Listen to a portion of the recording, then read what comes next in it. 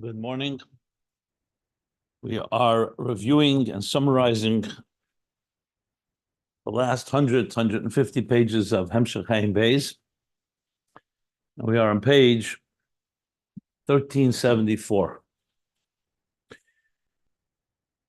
Where we are right now, middle of, is the discussion of the three different, we'll call it dimensions or sections of Torah, which is Mikra, Mishnah, and Talmud. We're essentially are right now explaining what Talmud is in contrast to Mishnah. And briefly, the difference being that Mishnah is essentially a Kabbalah ish mepi ish. The Rabbeinu HaKadosh, when he compiled Mishnayos, he gathered together, as he said clearly, and did so with his colleagues, all the shmuas, everything they heard from their teachers, who in turn heard it from their teachers, in an unbroken chain, as he said, shenimsa ba'al peh, passed on orally, borur v'tzalul, kol din v'halacha, k'moishehu, that was clear and crystallized every din and every law that they heard all the way back to Moshe Rabbeinu as he heard it from Hashem. No need for any debates and discussions. The only discussion, as he said, was to clarify what they heard and organize it. And that's what they did. Talmud, on the other hand, is because the Mishnayos is brief, bekitzer, like he said, and some places dvarim stumim, things that are not completely clear, things that are written but they're stumim, meaning need elaboration, need clarification, and there's some things that are not lahalacha. It brings single and sole opinions, individual opinions. So the Amoraim in Talmud, their function was to clarify and to discuss. But here they're not relying on what they received. They were trying to understand what they received and trying to reconcile contradictions or questions they may have, like he says. So it's a pilpul that to clarify everything and to understand what it says in the Mishnah al Burye, to clearly understand. And kol zel bepilpul rab bekushis v'tirutzim. This was with extensive debates and extensive discussions. And in that process of that debate and discussion, niskachu, many halachas were innovated. As he explained in the parentheses, not innovated completely because it's all given that mountain, nitnu l'Moshe Sinai, but it was not revealed. The principles were given, the klolim, the general ideas, but not bizgalus. And the Amoraim revealed it through their koyach atzman, through their effort, their initiative, the mesiras nafsham, and their total dedication and devotion and giving their life for Chochmas HaTeira, as explained in the parentheses. Now, what does that mean in the language of Chassidus? It means that the Mishnah, Chochmei Law, Atzilus, of Teira Shebiksav, radiates in a seamless way into Chochmei Tata of Teira Shebal Peh. And that is indeed what Mishnah is. Ish mipi ish, it's clear, it's seamless, a clear flow from generation to generation. Kabbalah ad Moshe Rabbeinu, and Meir Chochmei Law, Teira Shebiksav, radiating in Chochmei Tata, Teira Shebal Peh.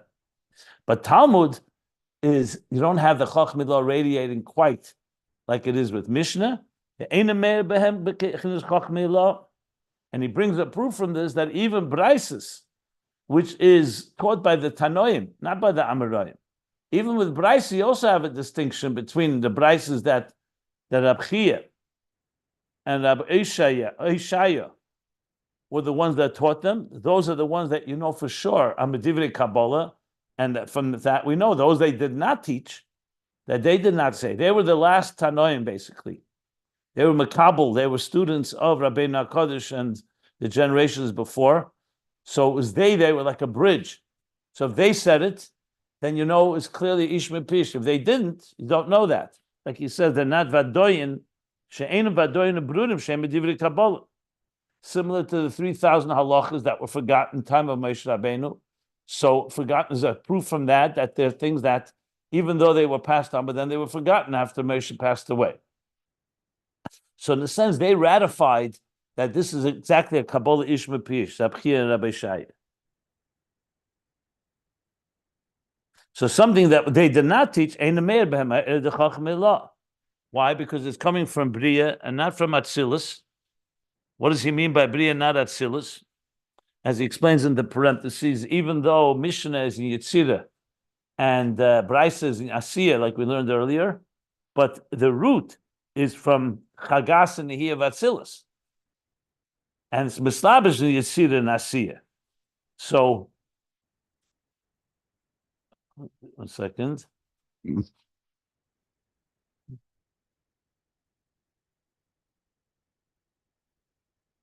And as they explained, that's Shem Ma, being Mavada Shem Ban, Shem Ma of Chochma law of Teresh Biksav, is the Yichud of Ban, Yichud Ma of Ban, and the Mishnah and the Bereishis of Chir Rabbi Shaya, there you have that connection. Mashenkin Balochas the Talmud, you don't.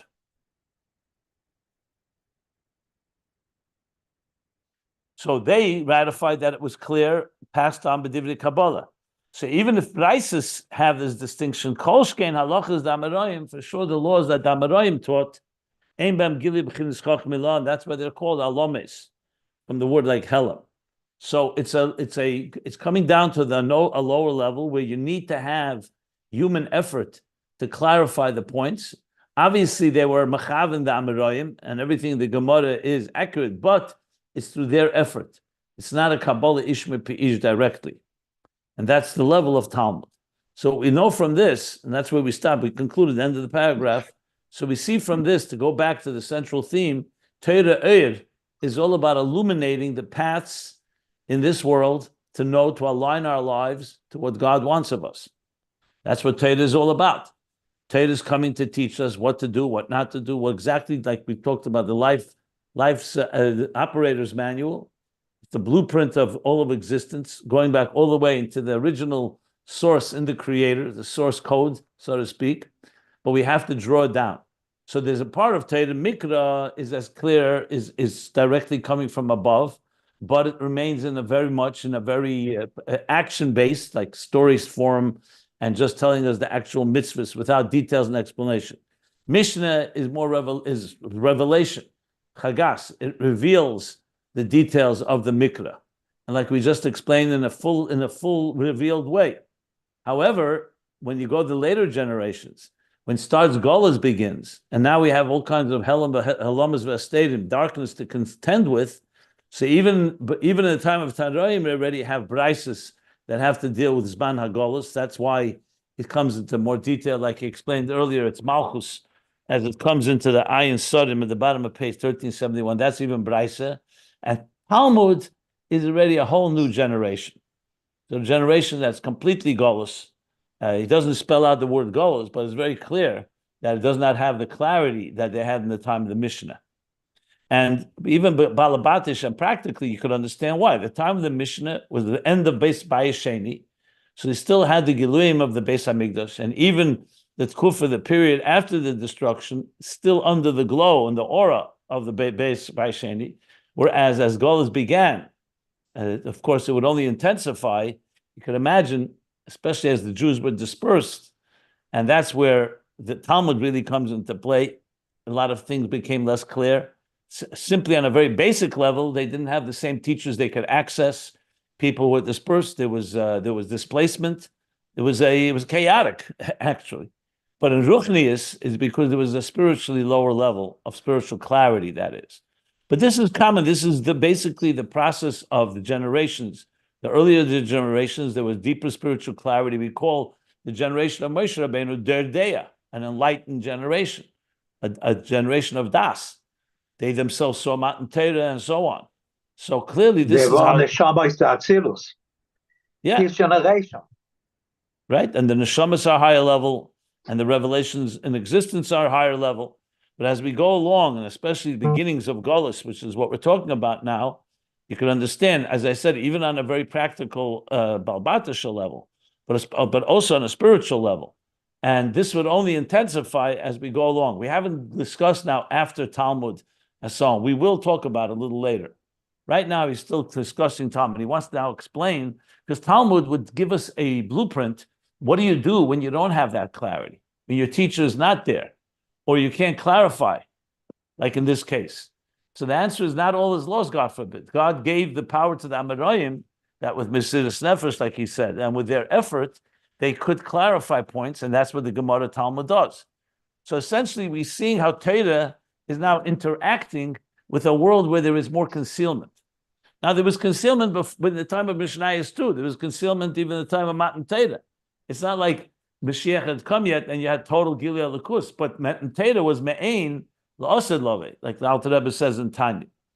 And obviously, in the later generations, it was on a higher level. When there's a Beis Hamikdash, it's all higher and higher and higher. And also, as I mentioned, the Jews were centralized. There was a Sanhedrin, and in general, higher level neshamas, higher level giluyim, and so on.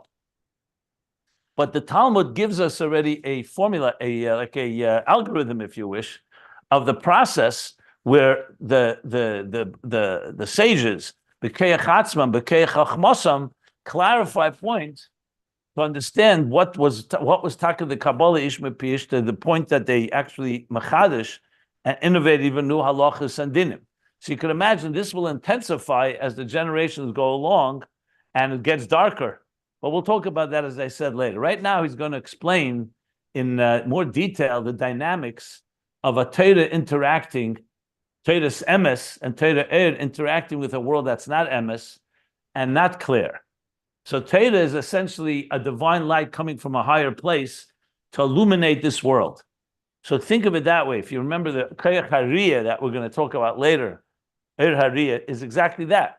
Your eyes can see, but they need an outside light. We come to this world, and a neshama comes in this world, it doesn't have direction and guidance. Yes, the neshama is a chelik elikam mal mamish and has a lot of resources. But imagine a neshama without Torah doesn't have direction. What am I supposed to do? Today is the beginning of month of Av. We're going into the month of Av. What do you do in the 9 days? The neshama on its own may have internally, it has in its etzem nefesh, it may know what to do, but not in any conscious way. So you have to open up a Shulchan Aruch. What's a Shulchan Aruch? A Shulchan Aruch tells you the laws of the 9 days. Just giving an example. Shulchan Aruch itself is based on the Svarim before it, the Shainim, and before that the Geinim, and before that Rabbanos Avraya, and ultimately going back to the Talmud and the Mishnah, which is all based on the Mikra, on the Psukim. All of that comes to lead us. Now here you have clear direction. Shulchan Aruch Lifneim. You have a set table before you that tells you here's what you're supposed to do in the 9 days, what you're supposed to do, what you shouldn't do. Same thing with Tisha B'Av. Same thing with, for that matter, anything. What do you do on Shabbos? What do you do on Yom Tov? What do you do on a weekday? How do you daven? What is kashrus? Basically, to regulate and guide us in every aspect of life, you need to look into Torah. So Torah is the shining light. But as I said, the challenge is not always looking at Torah. You get it so clear. There are questions. That's why we go to our Rav and we ask a Shaila.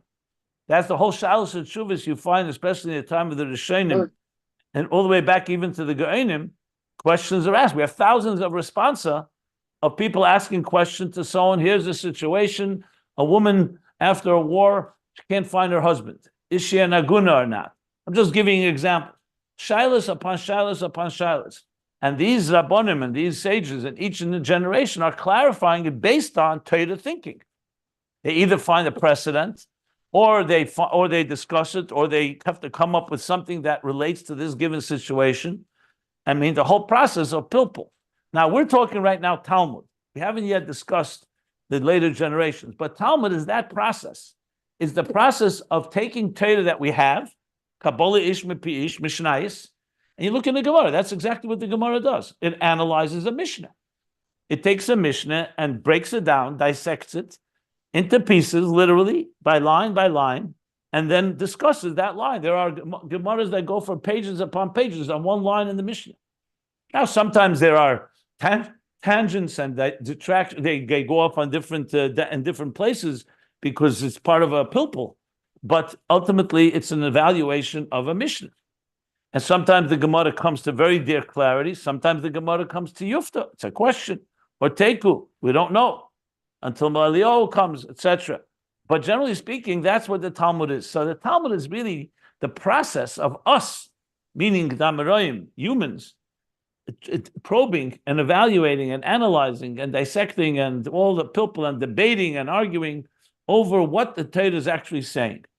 And this is critical because, as I said, in making a dir b'tachtenim, Hashem didn't give us everything on a silver platter. He says, I'm giving you the Torah shebiksav. I'm giving you Torah shebal peh, b'pirusha, mishnayis, ultimately when it was compiled, mishnayis. And now, figure it out. Even like he told Moshe, achrei rab lahates. What does that mean? He has 49 arguments like this, 49 arguments like that, different perspectives, different arguments. Moshe says, so what do we do? How do we know what to do? Like we learned in the last page. So he says, achrei rabim lahates. Now discuss it, see the pros and cons, and you will come to a consensus. Whatever that consensus is, that's what you rule. And there's laws about that as well. How do you come to consensus? What happens if the next generation comes to a different consensus? In Hilchos Mamrim, the Rambam discusses in detail, also based on Gemaras and Mishnayos. Of that itself is also part of the Torah Shebal Peh. How you come to consensus and the rulings of one generation, the next generation. It's like he said, we've been learning in the last few pages. Okay. Now, the Rambam is also in the Akdome to Mishnah Torah. The Rambam is writing that Kolman the Talmud there was a unity, the whole entire nation accepted. The problem happened after that the Jewish people spread all over, everyone had his own role. That's why he wrote the Mishnah Torah, it should be united for everyone. So we see there is a difference even between the Talmud and after all. Okay, good. Yeah. So now he's going to explain this in a more elaborate way, this process of Torah and with the language of Chassidus, which is really going to help understand. But the key thing I just wanted to emphasize, and what I just elaborated a bit, is the context of what we're learning here. We're ultimately learning the interface between the divine and existence, the theme of Ayin Beis, or in the words here, Torah Eir, that began on page 1350, that Torah is Amshachim L'mayla L'mata, but that itself requires understanding how that works exactly, because the Torah, they said, doesn't just come and shine a light and that's that. We have to integrate it and assimilate it and internalize it. And that's the process of Mikra, Mishnah, Talmud, the three levels. So he's now going to explain the dynamics of it in more detail. And why it's so critical is because this is exactly the dynamics of interfacing with Torah. It's one thing learning Torah and seeing what it says. Another is bringing it in a way that brings clarity to our lives, in a way that we can live by it. The Rebbe, I always point out, the Rebbe's most popular, most repeated line was Torah Meloshen Heirah. The Torah is from the word Heirah, directive, guideline, guidance, direction, instruction, Heirah. Heirah b'chaim, a lesson in life. That's exactly Heirah. Actually, Torah both come from the word Eir. In Zohar it says Torah is in Aramaic is Eiraisa. Eir Yaisa. Yaisa means to draw, to bring, like travel. Eir. Torah brings Eir to us, and even Torah itself. You look at Torah Eir. So the Torah Eir, the process of that Torah Eir interaction with us is what he's going to discuss here. This is going to help us come back to all the three levels of Er Makabel in Malchus, as the Er Makabel receives from above, ultimately with the goal that we become so integrated with godliness that it becomes us who we are, one with us. That's going to be the process, and he's going to explain it ultimately with Er Hariyah, with vision and eyesight, the two levels of eyesight sees, but it needs a siyua, an outside light to see, to allow it to see, until the eyes, that the eyes themselves end up seeing Etzem HaKoyach Hariyah. And then he's going to go back to Ner Mitzvah and Torah Eir, Ner Hashem Nishmas Adam, and then the conclusion of Ayin Beis. But then we will be informed, as I said, by the Maimorim, Amik Hashem Elokeinu of the Alter Rebbe and the Mittler Rebbe, that will help us develop and help us understand where it's all headed as we try to piece together the puzzle of answering the questions and concluding the themes that Rebbe Rasha began, then conclude, and also understand the connection to the general flow of Ayin Beis. So with that, middle paragraph, new paragraph on page 1374. The pages can be found if you want to follow along the text. PDFs, the scan is at ayinbeis.com. Bira Inyan. What Inyan is he going to explain? Concept of Birur Sheni. What is that? What's the concept? Yesterday I discussed it at length, two different ways to understand what he's saying. So I don't want to go over it again. I just refer you to just listen to yesterday's class.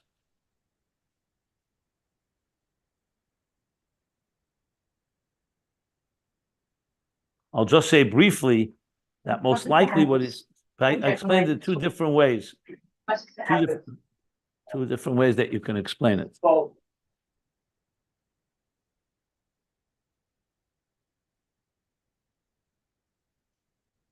I'll just say briefly that most likely he means here is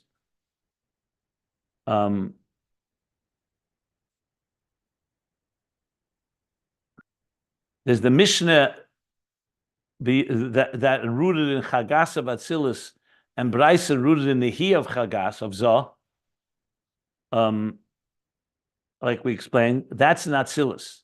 But then it comes down into Yitzira and Asiya. So he may mean that Birur Sheni is now, as we're learning, as it's already manifest in these worlds, not as it originates in Atzilus. That's what it sounds like when you say V'ikara Ayin Kanhu, Shenizbara B'chinas Birur Sheni. And there he explains how Shem Ma of Teresh Biksav and is Nisyachid with Shem Ban of Teresh Bal Peh.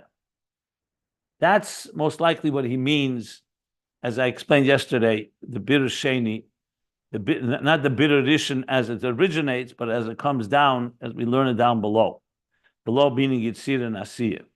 But it could also refer to Birur Sheni. I had suggested perhaps that it may refer to Talmud, but I don't think that's correct because he doesn't mention it right here.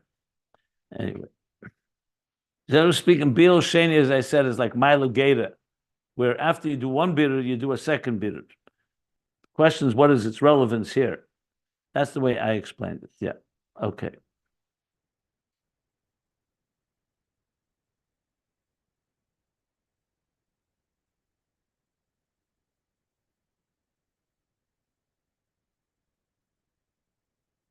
Okay, so Bira Inyan. Bira Inyan, who the explanation of this whole Inyan is this. In Yedua, Shatera Nikra Emes. The Torah is called truth. Toras Emes. Hoisa Bepihu. The Torah is called the Torah of truth. So in other words, coming to illuminate the truth. In a world, obviously, that is not everything is truthful. The Ayin Emes Ela Torah. And no truth except Torah. So not just the Torah truth is the only truth. V'hu lefi shehachochma the Torah chochma brura be'etzem. Why is Torah connected to Emes?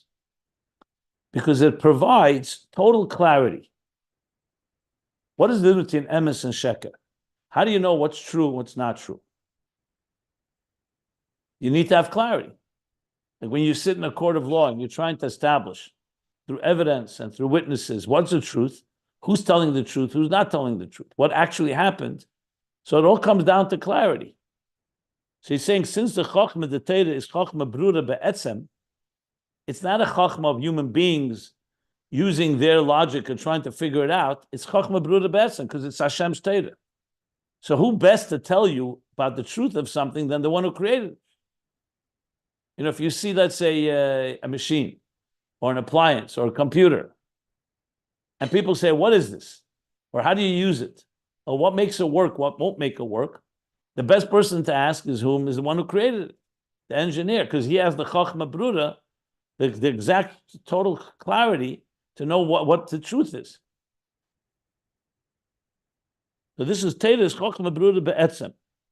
What he calls in the parentheses, Bechinas Chochma Ilaah, like we said earlier, is Chochma Ilaah, not just Chochma Tata, which is also Chochma, but the highest supernal Chochma of divine, Shenikra Emes, K'moshe Kosa, which is called truth, the Emes Hashem le'elam. It says, Emes Hashem le'elam. The truth of Hashem is forever. The koyal b'chinas chochma Ilaah. Not talking about wisdom below, it's talking about Hashem's wisdom.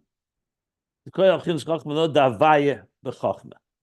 Emes Hashem, Emes havaya le'elam. Doesn't say Emes Elikim or other names, because havaya is in chochma. Shem havaya, that's its location, is in chochma. So therefore, Emes havaya le'elam is going on chochma Ilaah of Atzilus. Yeah. Now this very clear Chochma Bruda Be'etzem, how do you define it? What means that it's clear? It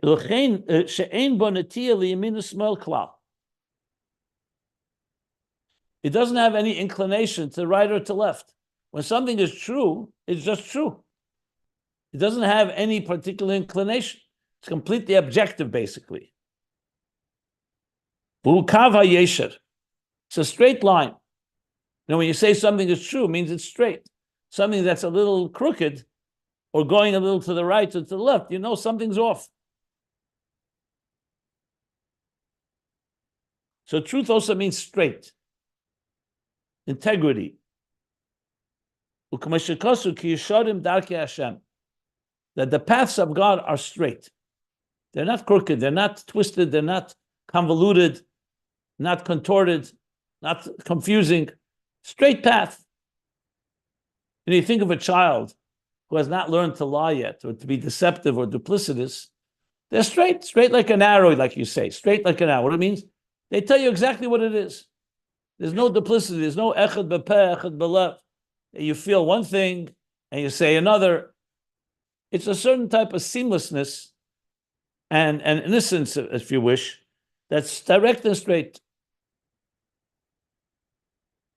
Now, this doesn't mean right and left is something wrong with it, because sometimes you need chesed and gvura, as we're going to learn. That's kavim already.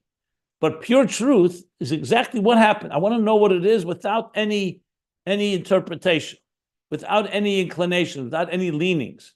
Don't tell me whether it was right or wrong. Tell me what happened. Now, essentially, it's the ultimate non-judgmentalism in a way. Someone asks you something, you right away say, here's what happened, and you right away give an interpretation. When the Meraglim came back with their report, the report was fine. The problem is they came right away with a netiyah. We can't go into Eretz Yisrael. No one asked you whether you can go. That was not what was asked. Tell us what you saw. Just tell us what happened, without any inclinations, not this way, not that way. You see, Lemin and Smoil right away today reminds us, of course, of partisanships in politics. Right, left, Democrat, Republican. So obviously he's talking here all in Torah. But the point is, just the facts without interpretation, without any inclinations. And that's why L'chein Nikra Sefer Bereishis, the first of the 5 Chomashim, is called Sefer HaYoshor. Because we call it Sefer HaYoshor, the book of the straightforward ones. The reason is because it talks about the Yeshorim, the Ovis, Avram, Yisrael, Yankov, Sarah, Rivka, Rachel, who were straight people. Straight meaning, like I said, straight, honest, truthful. Called Sefer HaYoshor. But he's going to explain what it means more beruchnis. Lefi, shezeh b'chinas sheirish shemakar HaTorah, because Sefer Bereishis in Mikra itself, in Torah Shebiksav, it's the sheirish shemakar. It's the first of the books. So it's the root and source of Torah. K'moi shehi l'mayla mischalkus kavim adayim. Before it comes into any kavim, there's the Torah that will come into different paths, different pathways, and different approaches. Remember, we learned earlier about Mishnah. We talked about Kavim, that the Torah does have Kavim. That's why Hashem taught Moshe Rabbeinu different approaches to things. But in its original source, it's still Yoshor, it's still one truth. When you say Toras Emes, there's no two truths. Even when we'll learn later that there's Chesed and there's Gvura, Shammai and Hillel and Shammai, Elu ve'elu divrei lekim chayim, they're both true, but there's still one truth. There's just one truth that has two colors, so to speak, two paths. We'll talk about that more soon. But right now he's talking l'mayla mekavim, the way the Torah is in its root. It's one truth. L'mayla mischalkus kavim adayim. It's still before it's been structured into kavim. The next 4 books, Shmois, Vayikra, Bamidbar, and Dvarim, the next of the 4 books of Chamisha Chumshe Torah, Yesh Behem Mitzvahs. They already is where mitzvahs begin. Even though we have a few mitzvahs in Sefer Yoshor and Bereishis, but mitzvahs primarily begin, as Rashi says right in the beginning, HaChedesh Hazeh Lachem is the first mitzvah. Even though we have bris, milah, we have the mitzvahs abris and Bereishis, we'll talk about that soon, but the main place where mitzvahs begin is in the second book, in the 4 books, Shehein B'chinas HaKavim V'Yamin Ismail, mitzvah sesa, mitzvah sesa, a positive mitzvah, a negative mitzvah in general, and then when you break it down further, different mitzvahs, each one covers a different area of life. So there you have a Ferish Kavim. Kavim means essentially different paths or different direction, different pathways or channels. Channels is a good word here. Mashenka Sefer Bereishis she'ein bei mitzvah sadayin. By contrast, Sefer Bereishis does not have yet mitzvahs. Has a lamayla mischalkos. So in that sense, it's higher than the Schalkus. It's giving us the basics. The Mittler Rebbe in Toras Chaim has a very beautiful, comprehensive mimer where he explains why Bereishis is so different than the other 4 books. And I'll just point out a few key things. First of all, Sefer Bereishis covers 2,000 years. The rest of the books cover 40 years. I mean, Golus Mitzrayim is a few hundred years, but once the Yidden leave Mitzrayim, it's 40 years till the end of Maseh, but to the end of Dvarim, 40 years that they travel in the wilderness. So interesting contrast, 2,000 years. Secondly, Sefer Bereishis lays out what the Mittler Rebbe puts the foundations. Bereishis, the creation, the generational changes through Noach, 10 generations to Noach, 10 generations to Avram, the Ovis and the Imais. Basically, it's like what he calls the roots of the Jewish people and of the human race, actually. Then Golus Mitzrayim really begins life, so to speak. Even though, of course, there's plenty of lessons, and there we talk about the lives of Avram, Yitzchak, Yaakov, and Noach, and Adam, and all the others. But the primary place where life starts playing out is Golus Mitzrayim, and that's why the mitzvahs are there. Whereas the first Sefer is like what he calls a Sefer Kloli. It's like a foundational book. And you see it's very different type of context. So therefore, Bereishis is still what he calls Lamayla Mischalkus. Okay, so that's Sefer Yoshor, going back to Emes, meaning Emes here before it's ready. That's how he's called Bereishis. Shovesh or Moker HaTorah. Right.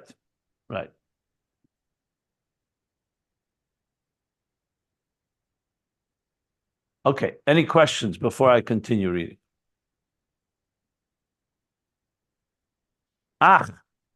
Mashanikra Sefer Yoshor, fact that we call Sefer Bereishis Sefer Yoshor,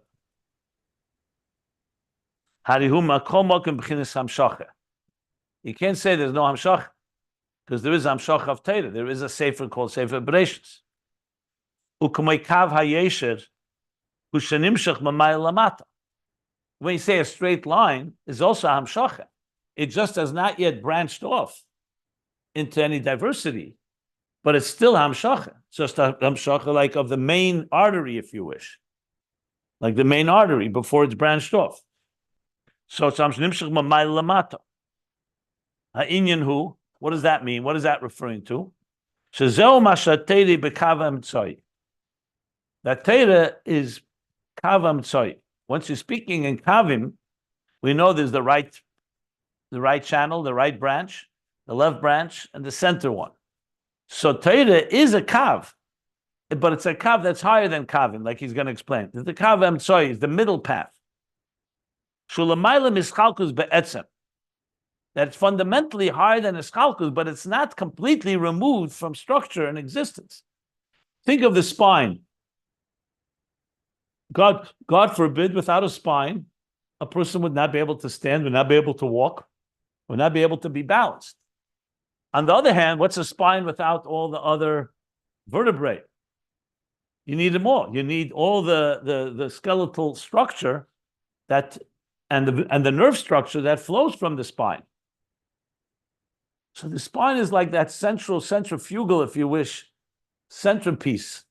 Like you think in a beam in a house. They find a beam that's a core beam. It's a beam you can't move. The whole building is based on that beam or several beams. So that's called Kavim Tzoi. Similar in the Mishkan, you had the B'riach HaTichen, HaMavriach Min HaKotza LaKotza, to connect the walls. So there were the Brichim that connected one wall to the next. And then there was a B'riach HaTichen. There was one central beam that went from one end to the other end. And many opinions, it went through all of them. But bottom line is, because you need something to balance it all. So on one hand, it's higher than Ischalkus because not really a Kav. On the other hand, it is already come into the world of Kavim. It's just in the Kavim itself, it's Kavim Tzoi. L'mayla Mischalkus, be'etzem, be'keilu mechaber be'eza Kavim. And encompasses and attaches the two Kavim of Chesed and Gvura, of right and left. Keneda. And you need that. So in any structure, you're always going to need the details. You need something that serves like a conductor of a symphony that coordinates it all. And he himself is above any detail. He's not a particular musician or particular detail. It's that unifying force. So now he's going to explain how this works with Torah. V'cheinu b'chlolis ha-Torah. And same as with the klolos in general, Torah. Shei b'kavim tzoi. Torah is like that central path. U'kamishakasa mi'yimine eish dos lomei. Torah is called miyamine, and that from one hand miyamine, which is like the right side. Eish dos is fire, like gvura, and the Torah encompasses both. You don't say Torah is one or the other. Shekelel is beza kavim chester gvura. So Torah has both sides to it because it encompasses both. V'hainu, and this means shegam adalat sfarim shebehen kol mitzvahs. That also the 4 books where they have all the mitzvahs, that contain all the mitzvahs, Shem B'chinas Kavim, which are already in a form of structure of channels, of branches, Hu Shehein B'chinas Yichud V'Iskalus. That's what Torah. Torah is not just Kavim, it's not just many details, but they're in a state of unification and interconnectivity. Al Yedei Kavim Tzoi. So yes, many different mitzvahs, but they're all connected at the core. They're all connected. They're all Ratzon Hashem. They're all there for one purpose. And that's what Torah does. So if for example, you got a book that just said, here are 613 bullet points. So yeah, 613 different mitzvahs. But Torah doesn't just give us mitzvahs. It gives it us also in a unified fashion. The Gam Sefer Bereishis, and also Sefer Bereishis, Harimavur boy Inyan ha'avos. Now he's going even further. That even though he said till now that the mitzvahs, the kavim, is primarily in the 4 books, but in Sefer Bereishis you also have some kavim. Shehein ha'avos, shehein b'chinas kavim dechagas. The avis are kavim. Avram is chesed, Pachad Yitzchak is gvura, and Yaakov is teferes. So you already have the kavim in Sefer Bereishis. So how do we say here that the Kavim begin only in the 4 books? He says like Sefer Bereishis, who b'chinas yichud be'erein sof ha'maitzil. In Sefer Bereishis, you have the roots of it. However, the focus there is a unification. The erein sof ha'maitzil, the emanator. There, it's like in the world of Atzilus, Shedesh Atzilus, the root of Atzilus. Like we discussed about Atzilus itself, for example. It also has 10 spheres, but the focus there, it's all Elikus. What radiates there is a divine. Here, even more so, he's saying Torah is connected to the Maitzil, even higher than Atzilus. That they're the focus. So there are the others, there are the Kavim, but the Kavim are all the way they are in their root, where they're all part of, and so to speak, absorbed within that unity. While V'hadalat Sfarim hu hayichud v'eskalsa Kavim b'Atzilus. The Dalet Sfarim is the way the Kavim are united and interconnected in Atzilus, not in the Shedesh of Atzilus, in the Maitzil. So basically saying Sefer Bereishis corresponds to the Maitzil, the emanator, the root, and the 4 Sfarim, they're all Mikra here, for the record, correspond to the Kavim as they become in Atzilus, where you already have Chesed, Gvura, Teferes. Like it says elsewhere. So far he's explained, number 1, Toras Emes. That's called Yoshor, or Yeshua Sefer Yoshor. straight, clear, like he said, clear wisdom, clear crystallized emes, Sefer Yoshor, the middle path, and that middle path itself is primarily a Sefer Bereishis, with the four Svarim already beginning to manifest in Kavim. It's still Atzilus and still connected Yichud and Iskalus, but it's already Yichud and Iskalus in the world of structure. Whereas Sefer Bereishis is somewhat like the above structure, even though it has the beginnings of the Ovis. It does talk about Ovis, so it has it, but it's all as it is. It's an original form. Now, this shouldn't be a surprise because we've learned this in the past about Esespheres Hagnuzes, for example, the 10 hidden spheres.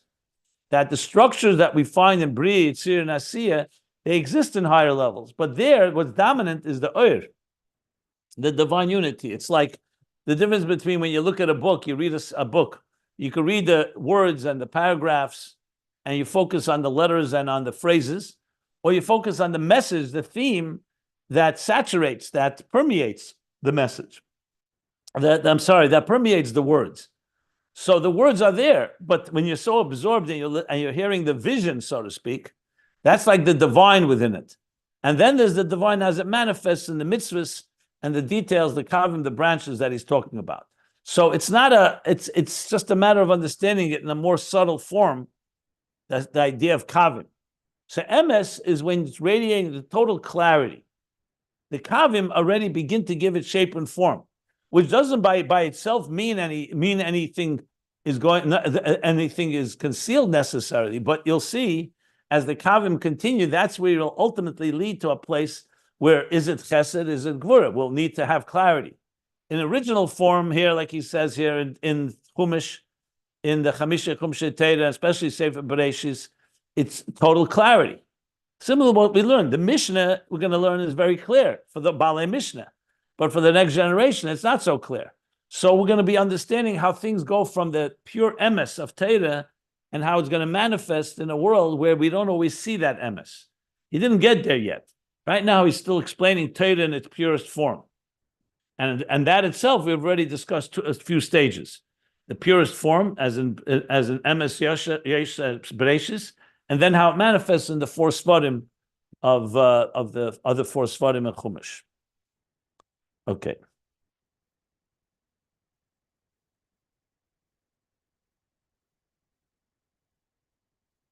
Any questions? Let me stop for any questions. Who divided the Chumash into 5 books, and when was that done, if you know? Well, based on what we're just learning, it looks like it goes all the way back to God himself. He's comparing it to the Maitzil and to the worlds of Atzilus. Technically speaking, it goes together with when Moshe receives the Torah Shebiksa from Hashem. We know Mishnah Torah, for example, Dvarim is definitely a repeat where Moshe is reviewing everything that happened in the previous 40 years at the end of his life.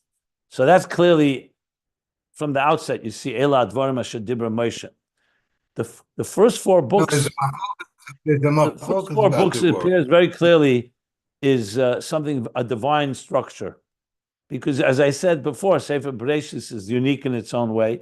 Shmois Vayikra and Bamidbar, which is like the bulk of the actual journey from Mitzrayim to Israel.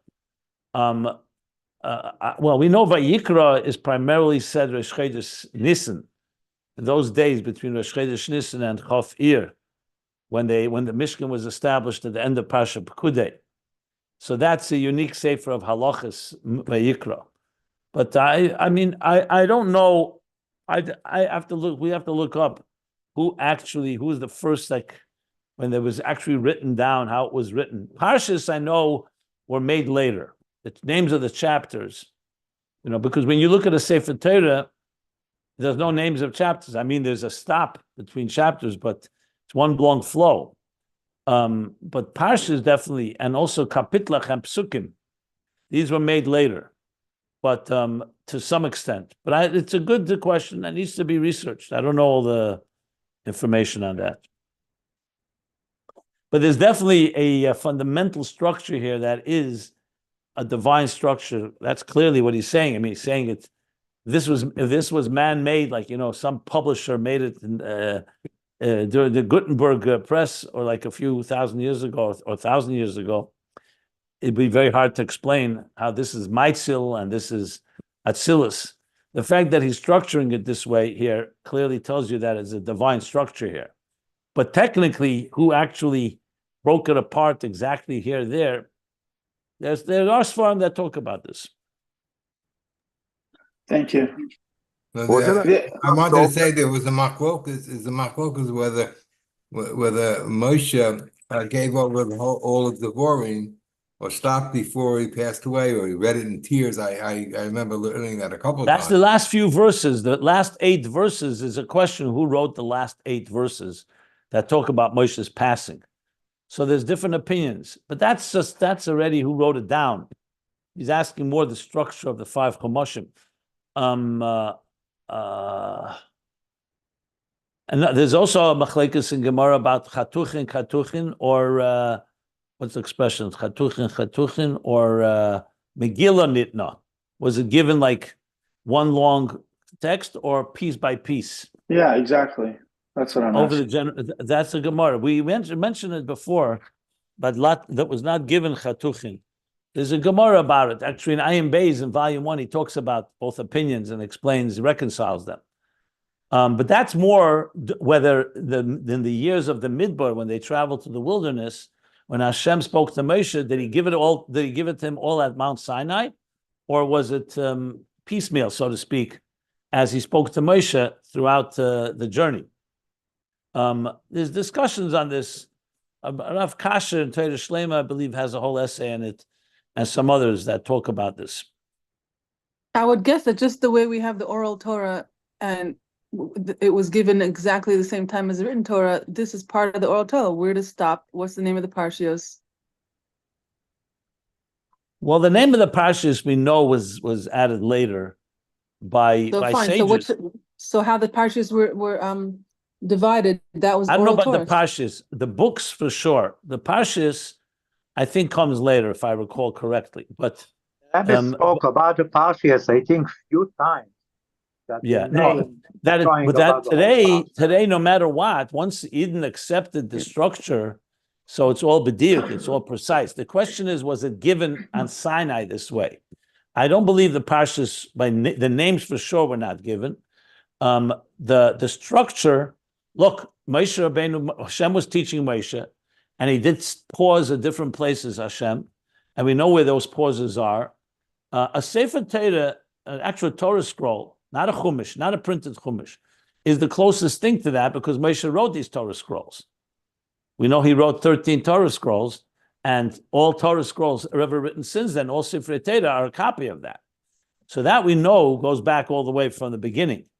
But if you look at a Torah scroll, if you didn't know it by heart, you wouldn't necessarily know where a parsha begins. Some parshas begin the same page, so to speak, or the same piece of parchment where the last parsha ends. They're not structured by parshas there. It's structured by breaks. There are different breaks, but the breaks are not all the ones that we usually follow. So, meaning we can know where they are, but you can look it up. Really, another discussion is not really so relevant here. Bottom line is, what is relevant here is that he's clearly distinguishing Sefer Bereishis from the other 4 books, and those are like 2 levels in Torah Shebiksav itself. That's what he's saying here. That's the main thing that he's saying.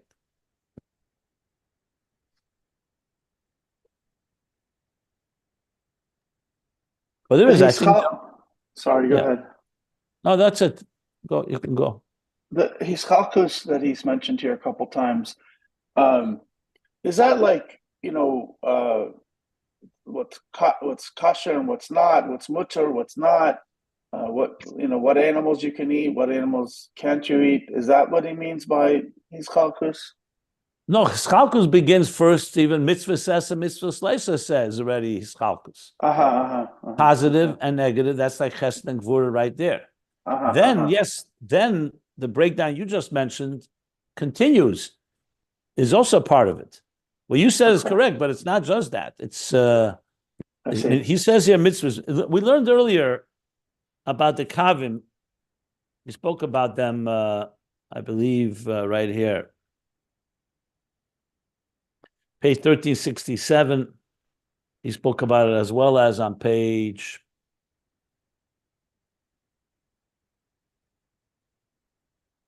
1373. But Kavim here is what he means. Here he means mitzvahs. That's clearly. So mitzvahs in general means Kavim. As soon as you say two mitzvahs, you already have two Kavim. Mm-hmm. So generally it's mitzvah sesa, mitzvah leisasa. And then, yes, correct. Kosher, not kosher, posel, mutter, iser, heter are also chesed and gvura. Mm-hmm. Okay, thank you. Whereas the Sefer Bereishis is much more focused on the central foundations, if you wish, of Torah. You don't really talk about right and wrong or chesed and gvura. It's more about like I said, the foundational pieces, as the Mittler Rebbe explains it. Okay, we shall stop here. I think he's going to talk about this more in detail, even what the Kavim are, if I recall correctly.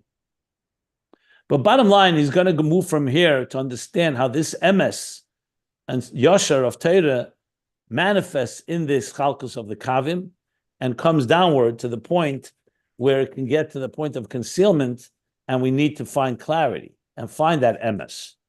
Ultimately, if you want to make a headline of this section, you could say the search for truth. The search for truth. Yeah. It's going to be very clear. I remember this piece, the next few pages, he really does a very, very thorough a job of explaining Torah Shebiksav and Torah Shebal Peh and the role that each one plays. It's a good long section that's very helpful. And I think now we're learning it in the context of the bigger theme. It will really be very clarifying to the central theme of Torah And even now he's already said Ner Mitzvah. Remember, Ner Mitzvah is like candles. It's more specifics. Torah is more overall light. But in Torah It's interesting. itself, Yeah, sorry. Yeah. Go ahead. But in Torah itself, we're also going to find levels. Yeah. If you think about Yechudim, then you think about his kalkus, you might think on the surface that they're somehow in conflict. But in reality, if you have a world, especially in Asiya, that is in hiskalkus, I mean, there's different parts of the world, there's good things, there's bad things, but yet, everything is elokus, ein od milvado. So therefore, one must take into consideration all these different elements of creation, but yet understand that they all reside under one God, under the yichud of godliness. So therefore, in order to create a yichud of everything, you must address these separate elements and explain they're all part of one larger structure. That Of course, that I would go a step further even. I would say that's the central theme of Ayin Beis, of the interface between the divine and existence. Dira b'tachtenim, tachtenim loshen rabim, plural, because the key is to create an integration between Hashem Echad, Achdus, we're talking about Yichud all the time, Yichud Tata, Yichud Ilaah, etc. And that seamless unity of the divine that should be completely recognized in the ultra diversity of the multitudes of existence. That's exactly correct. That's exactly the purpose. Yeah. Yeah, and initially we begin with living in a world full of details and even fragmentation, or worse, battle, diversity that leads to divisiveness.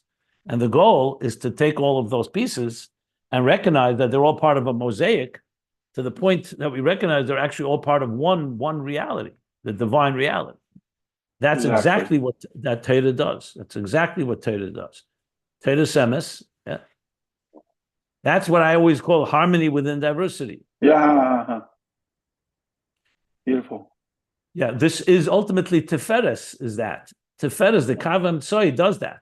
Like I mentioned, the spine, the conductor, giving different examples. It's all about showing how the details are not just We're not talking about eliminating details. We're not talking about annihilating diversity, God forbid. We're talking about like a human body, a healthy human body has almost close to 75 trillion cells, and how many systems and organisms and organs and limbs, and all working toward one end. That's what health is. Health is the harmony within diversity. Ultimately, what we've been learning, the yichud of the yichud tata and yichud Ilaah, the yichud that's first on our terms, then there's the yichud that's beyond on God's terms, and then there's the yichud of God and us that all comes together, the unity of the two unifications as we actually conclude Ayin Beis with, which will bring us back to the bigger themes that the broader picture as we'll discuss. Wonderful. I was looking at That's exactly what we're learning. Yeah. Yeah. I don't want to take up the time. I don't know if anyone else has any questions. I have one more question, but I don't want to keep serially asking questions. Does anybody else have any questions? Okay, so my other question was on this inyan of Bir Rishon and Bir Sheni. So I was just flipping through Ayin Beis, randomly as well, not really randomly. I did a word search, and it looked like there was some inyan of the first Bir is Lamaila Lamata, and the second Bir is Lamata Lamaila. Does that resonate? And how does that Yes, relate it does. to this? Yes, absolutely. So I pointed out the other day that back in chapter 190 in volume 1 of Ayin Beis, he talks about Bir Sheni. He also talks about it earlier in volume 3. I'm not sure where you found it. But yes, it is correct.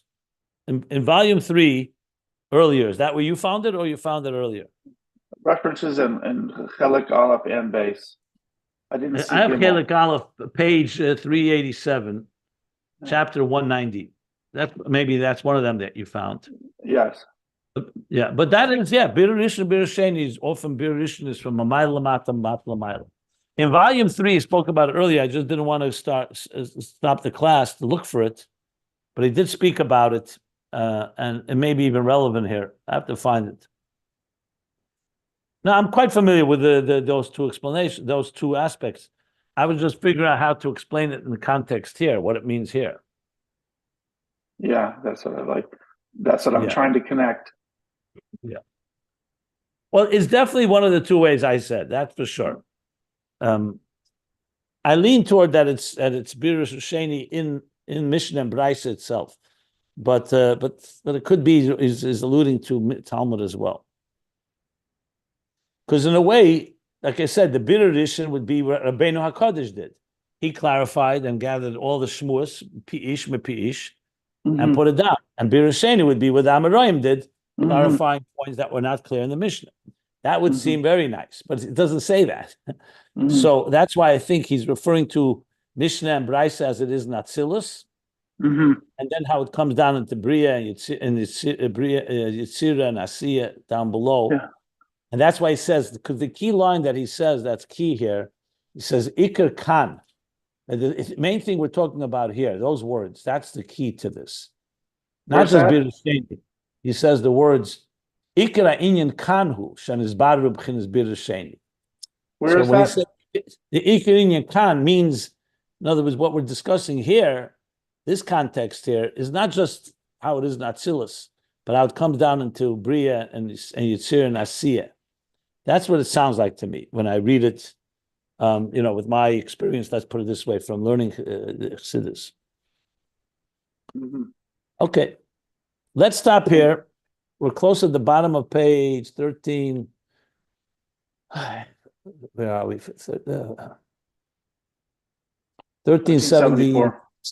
74, yeah. Close the book already. Let me see. 1374. Yeah, we'll stop here.